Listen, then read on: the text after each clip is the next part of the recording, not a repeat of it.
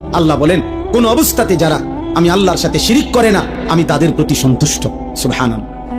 জীবন যার শিরিক মুক্ত, ঈমান যার শিরিক মুক্ত, এগুলোর বিস্তারিত ব্যাখ্যা আছে, আপনি প্রতিনিয়ত জানা দরকার। 1 ঘন্টার ওয়াজ দিয়া পুরো ইসলাম আপনারে বোঝানো সম্ভব। শুধু উৎসাহিত করা যে আরো শিখেন, আরো জানেন, আরো বুঝে নেন, আল্লাহকে মানেন। সিদ্ধান্ত নিলে আল্লাহ সহজ করেন। একটা জিনিস মনে রাখবেন, সিদ্ধান্ত কেউ যদি নেয় যে আমি আল্লাহকে মেনে চলবো, আল্লাহ তার জন্য সমস্ত ইন্তজাম সহজ করে দেয়।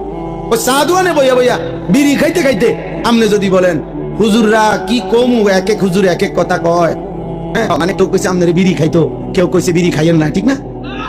এক এক হুজুর এক এক কথা, মানে তো এইটাই যে এক হুজুর বিড়ি, আরেক হুজুর বলছে বিড়ি খাইয়েন না, এক হুজুরে বলছে টেলিভিশনে প্রত্যেকদিন আপনি টাইম কইরা 3 ঘন্টা কম পক্ষে চা দোকানে আপনি টেলিভিশনে নর্তকীর নাচ দেখবেন, এই কারণে আপনি দেখতেছেন নাকি?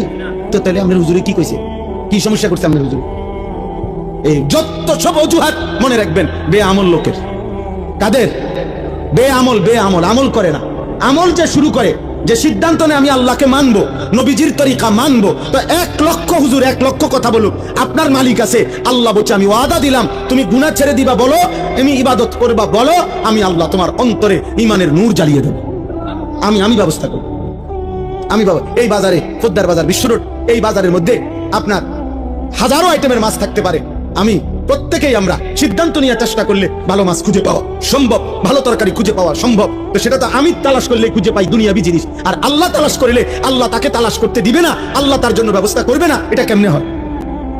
কথা বুঝেন নাই? আমি জান্নাত তালাশ করি আর আল্লাহ আমার জান্নাত পথ দেখাবে না? আল্লাহ আমাদেরকে তৌফিক দেন।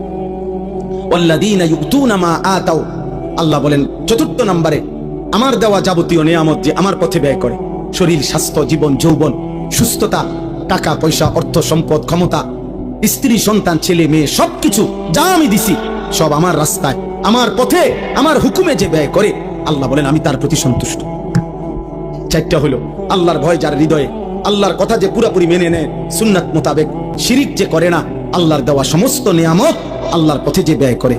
সর্বশেষ আল্লাহ বলেন ওয়াকুলুবুহুম ওয়াজিলাতুন আন্নাহুম ইলা রাব্বিহিম রাজিউন, সমস্ত নেক আমল করার পরেও, গুনাহ থেকে বাঁচবার পরেও, শিরিক থেকে মুক্ত থাকার পরেও, সুন্নত আমল করার পরেও আমার বান্দা হৃদয়ে হৃদয়ে ভয় পায় আমারে আল্লাহর সামনে দাঁড়াইতে হবে, হাসরের ময়দানে যেতে হবে, আয় আমার আমল নামা দিবে, মিজানের পাল্লায় আমার আমল ওজন হবে, আমাকে ফুলসিরাত পার হইতে হবে। আহা, ওই ঘাটিগুলো জানে আমি পার পাবো কিনা, আমল নামা ডান হাতে মিলবে কিনা, মিজানের পাল্লায় নেকি ভারী হবে কিনা, ফুলসিরাত পার হইতে হবে পারি কিনা, এই ভয়, এই হৃদয়ে হৃদয়ে ভয়ে ভয়ে যে আল্লাহর বন্দেগী করতে থাকে, হুকুম মানতে থাকে, উলাইকা ইউসারিউনা ফিল খায়রাত। আল্লাহ বলেন আমার এই বান্দারাই আসলে কল্যাণের পথে, নেকির পথে দ্রুত গতিতে এগিয়ে যাচ্ছে। অহুম লাহা সাবিকুন, আর তারা তো জান্নাতের দুয়ারে পৌঁছেই গেছে। এবার খুললেই জান্নাত, ওয়ালা নুকাল্লিফু নাফসান ইল্লা উসআহা। আল্লাহ বলেন সাধ্যের অতিরিক্ত আমি কারো উপরে কোনো বিধান চাপিয়ে দেই নাই, তোমরা প্রত্যেকেই পারবা বান্দা, জওয়ান, বুড়ো, নারী, পুরুষ, সুস্থ, অসুস্থ, সবল, দুর্বল, ধনী, গরিব, শিক্ষিত, অশিক্ষিত, জওয়ান, সকলেই আমার হুকুম মানতে পারে। তোমার শরীর যেমন, তোমার স্বাস্থ্য যেমন, তোমার পরিবেশ যেমন, তোমার উপার্জন যেমন, আমার বিধানও তেমন। কথা বোঝেন নাই? আমার টাকায় আছে 30,000, তা আমার উপরে হজ ফরজ। কথা বলে আমি কোনোভাবেই দাঁড়াইয়া থাকতে পারছি না, দাঁড়ানোর মতো ক্ষমতা আমার শরীরে এই মুহূর্তে নাই করেন, মনে করে তা আমার জন্য দাঁড়িয়ে নামাজ পড়া ফরজ। তাই অর্থাৎ তুমি যেমন শরীর স্বাস্থ্য তো আমি দিছি, তো আমি ওই আলোকেই বিধান দিছি, তুমি পারবে। ওয়ালাদাইনা কিতাবুন ইয়ানতিকু বিল হক ওয়াহুম লা ইউজলামুন। আল্লাহ বলেন সর্বশেষ কথা হলো তুমি পাত্তা দাও আর না দাও, 24 ঘন্টা তোমার একটা আমলনামা লেখা হচ্ছে, আমার ফেরেশতারা রেডি করছে। হাসরের দিন তোমার আমলনামাই তোমার সামনে কথা বলবে, 1 বিন্দু জুলুম হবে না বান্দা, অর্থাৎ সেদিন একটা নেকিও কম হবে না, একটা গুনাহও বেশি হবে না। অতএব তুমি তোমার আমলের আলোকেই আখিরাতের ফয়সালা শুনবা, হয় জান্নাত নয় জাহান্নাম। অতএব প্রিয় ভাই বাবা, বছরের পর বছর আমরা বলে গেলাম, ওলামায়ে কেরাম বলে যাচ্ছে, আপনাদের দায়িত্ব আপনাদের উপরে নিজেরা ফয়সালা করো। ছেলেরা তুমিও ঠিক আছে বাবা, যদি মনে করো নষ্টই হয়ে গেলা তো ঠিক আছে, তোমার শরীর তোমার, তুমি তবে মনে রাখো আখিরাতে যাইতে হবে। অতএব আমি অনুরোধ করছি কিশোর যুবক ছেলে, আমার শেষ কথা, আর 1টা মিনিট নষ্ট করো না তোমরা শরীরটা, চেহারাটা, যৌবনটা।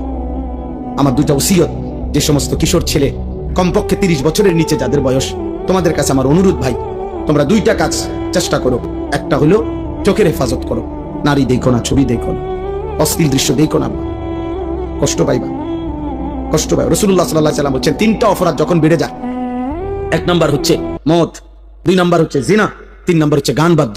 এই তিন পাপ যখন বেড়ে যাবে, আল্লাহ নবী সাল্লাল্লাহু আলাইহি সাল্লাম বলছে মানুষকে তখন তিনটি শাস্তি দেওয়া হবে। এক নাম্বার হলো মাটি ধসিয়ে দেওয়া হবে, দুই নাম্বার হলো চেহারা বিকৃত করে দেওয়া হবে, তিন নাম্বার হলো পাথরের বৃষ্টি বর্ষিত হবে। আরেকবার একজনে বলছিল অনেক আগে যে হুজুর আমি মোবাইল চালাইলে আপনার অসুবিধা, আমি আরে বেটা আমার অসুবিধা কি জানো? অসুবিধা তোর বেটা, সমস্যা নেই। তোরা ফিরাইতে চাই বলে বলছি বেটা, তোর পরিবর্তন চাই বেটা, এই আশায় বলি বেটা। তোর ভাত আমি খাই না, আমার ভাত তুই খাস না বেটা। তোর মতো ফালতু বেটা জাহান্নামে গেলে, তুই বরবাদ হয়ে গেলে আমার সমস্যা কি বেটা? এই জন্য চরিত্রহীন লম্বট রাখো। তোমার মতো অপদার্থ যদি জাহান্নামী হয়, তো আল্লাহ তাআলার জান্নাতের বান্দার অভাব পড়ে না। দেখো নারী, দেখো ছবি, দেখো তোর মতো ফালতুরে গোনা ধরবার টাইম তো নাই বেটা। অসুবিধা কি? কত নাফরমান আইলো গেল এই পৃথিবীতে, ইসলাম তো কিচ্ছু হয় না। ইসলামের উপরে পালনকারী, ইসলাম মাননেওয়ালা, আল্লাহর কসম, যেদিন নবী সাল্লাল্লাহু আলাইহি সাল্লামের জামানা থেকে আজ পর্যন্ত সর্বযুগে আল্লাহকে সিজদা দেওয়ালা, তাহাজ্জুদ পড়া, কোরআন পড়া, আল্লাহর কোরআন হিফজ করা, আল্লাহর দ্বীন মানার লোকের কোনো যুগেই ঘাটতি হয় নাই, হবেও না ইনশাআল্লাহ। তোমার মতো ফালতু বেটা কামে লাগলে তোমার লাভ, তুমি বরবাদ হলে কার কি সমস্যা? আমার কি সমস্যা? আমার কি সমস্যা বেটা? বল, তোর সমস্যা বেটা, তোর সমস্যা। জাহান্নামে না কোনো কষ্ট পাইনি বাপ, এজন্য তোর ফিরাইতে চাইছিলাম। খবরে আযাবে কষ্ট পাইনি বেটা, এই রং তামাশার ফুর্তি শেষ হয়ে যাবে, রঙিন ঘুরি কাইটা বলবেন, রঙিন ঘুরি একদিন কাইটা বলবেন, এই চুলের পেখম একদিন কেউ দেখবে না, এই যৌবনের অহংকার দোস্ত কেউ দেখে না। এই দেখতে দেখতে ফিরায় যায়, দেখতে দেখতে হারায় যায়, দেখতে দেখতে হারায় যায়। এই জন্য দোস্ত এটা ফিকির করা উচিত। আল্লাহ তাআলা বলছে, বান্দা ওয়ালি তুকমিলুল ইদ্দা, আমি চেয়েছিলাম তুমি আমার পুরোটা মাস পুরা করো, সবগুলো বন্দেগী পুরা করবা, পুরা করবো, পুরা করবো। আল্লাহ বলছে পুরা করবা, কঠিন হবে না বান্দা, আমি পারবো না। পারবা বান্দা, আল্লাহ বলতেছে পারবা, আমি জানি তুমি পারবা, তুমি না পারলে আমি তোমারে দিতাম। লা ইউকাল্লিফুল্লাহু নাফসান ইল্লা উসআহা, আমি আমার বান্দার উপরে সাধ্যের অতিরিক্ত কিচ্ছু চাপাই না, কিচ্ছু চাপাই, কিচ্ছু চাপাই না। আল্লাহ তাআলা কোনো বিষয় কঠিন, কি পরিমাণ ইহসান কারণ করছেন।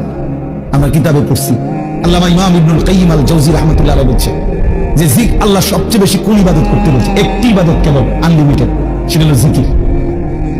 জিকিরের কোনো কি নাই, পরিমাণ নেই। প্রতিদিন 10,000 বার জিকির করলে যথেষ্ট না এমন কথা নাই, আবার 1000 বার করলে হইছে না এমন নাই। জিকির একমাত্র আনলিমিটেড, মানে হিসাব ছাড়া করতে থাকো। কাসীরা উযকুরুল্লাহ যিকরান কাসীরা, কিন্তু নামাজ এটার হিসাব আছে, রোজা এটার হিসাব আছে, যাকাত এটার হিসাব আছে, হজ এটার হিসাব আছে, ঠিক না?